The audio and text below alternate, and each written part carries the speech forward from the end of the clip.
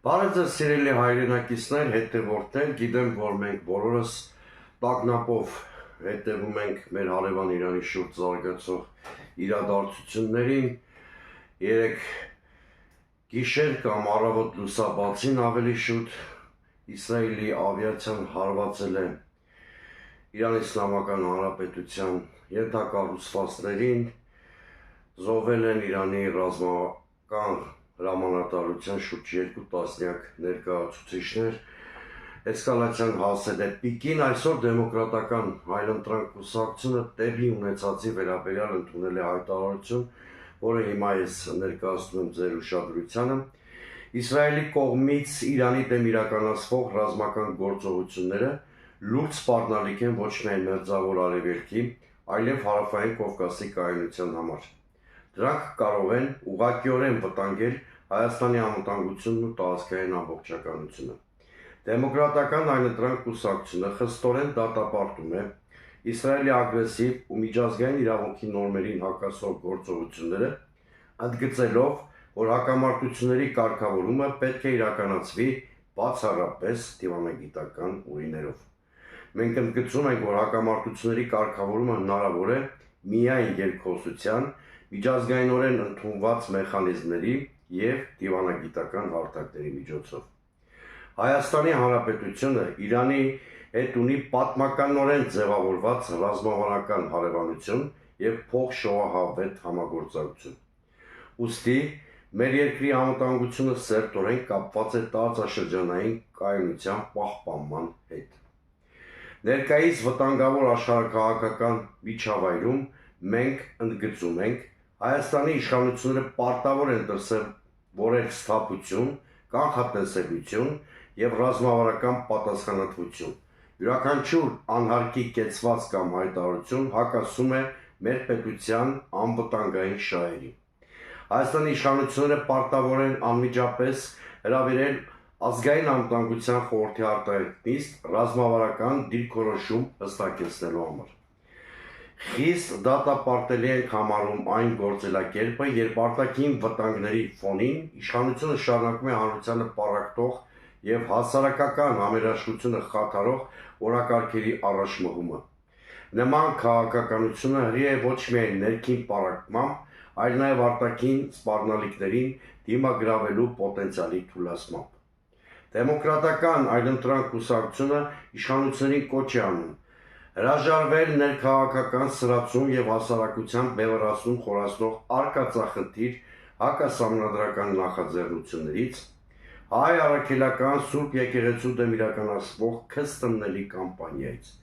հստակեցնել Հայաստանի պաշտոնական դիրքորոշումը խուսափելով քայլերից, որոնք կարող են խաթարել մեր երկրի հարաբերությունները ռազմավարական գործընկերների, հատկապես ռազմավարական դաշնակից Ռուսաստանի հետ։ Հայաստանի անվտանգությունն այսօր պահանջում է սթափ հաշվարկված քաղաքականություն, հանրային համախմբում, որակյալ ու հաշվետու կառավարում։ Դեմոկրատական այլընտրանք կուսակցությունը վճռական է շարունակելու հետևողական գործունեությունն այս հայտարարության տեքստում շարադրված սկզբունքների շրջանակում։ Սիրելի հայրենակիցներ, հիմա ես 1-2 դիտարկումով լրացնեմ, մի քանի սկզբունքային հարց կա այս էսկալացիայի համատեքստում, արդյոք Իսրայելի վարչապետ Բենյամին Նեթանյահուն կարող է հաջողացնել մի ստատուս քվո ստեղծել, որին ձգտում է, այսինքն Միացյալ Նահանգներին ներքաշել պատերազմի Իրանի Իսլամական Հանրապետության դեմ, իսկ ինքնին հասկանալի է, որ այդ նորագույն պատերազմը խոշորամասշտաբ է լինելու աղետալի հետևանքներով, գոնե մինչև այս պահը Միացյալ Նահանգների նախագահ Թրամփը, պետքարտուղար Ռուբիոն անդադ շեշտում են, որ Վաշինգտոնը մասնակցություն չի ունեցել երեկվա հարձակմանը և պատասխանատու չէ դրա համար, բայց այնուամենայնիվ Իսրայելը, նրա լոբբին շատ ակտիվ աշխատում են Միացյալ Նահանգների քաղաքականության վրա, նաև Նեթանյահուն հաշվարկ ունի, որ Միացյալ Նահանգները կարող են ակամայից ներքաշվել այս հակամարտության մեջ, եթե Իրանը հարվածի Իսրայելին և Իսրայելը պաշտպանության խնդիր ունենա, ինչևէ էսկալացիայի վտանգը չափազանց մեծ է, այս պարագայում մեր մտահոգությունները մի քանի հարթության վրա են։ Նախ Հայաստանը որպես անկախ երկիր պետք է նպաստի ՄԱԿ-ի անվտանգության խորհրդի մի բանաձևի ընդունմանը, այսինքն այդ միջազգային ջանքերին պիտի նպաստի, որը խնդրի դիվանագիտական հանգուցալուծում է ենթադրում։ Երկրորդը մենք պիտի նկատի ունենանք, որ մեծ պատերազմի արկայության դեպքում կամ հնարավորության դեպքում փախստականների շատ մեծ հոսք է սպասում դեպի Հայաստան,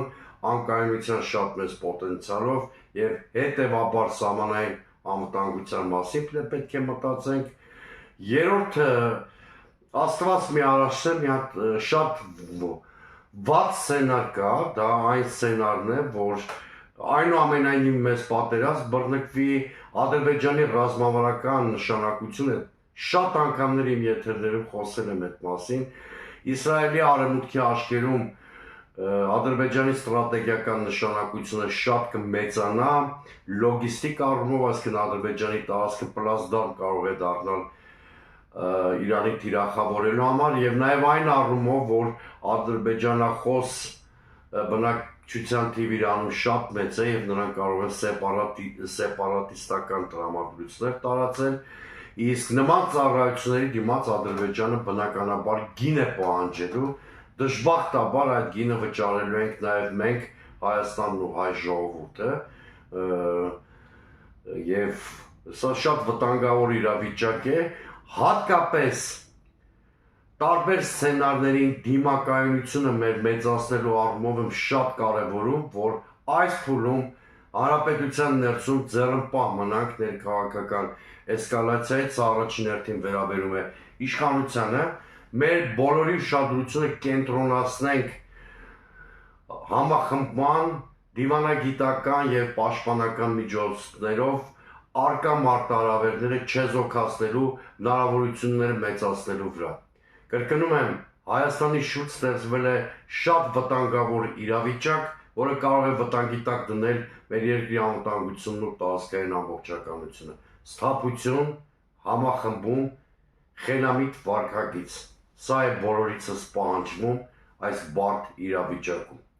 Այսօր այսքանը սիրելի հայրենակիցներ, բաժանորդագրվեք իմ YouTube-յան ալիքին, ինձ հետևեք նաև Facebook-ի, Telegram-ի, TikTok-ի, X բլոգներում, կհանդիպենք առաջիկա օրերին։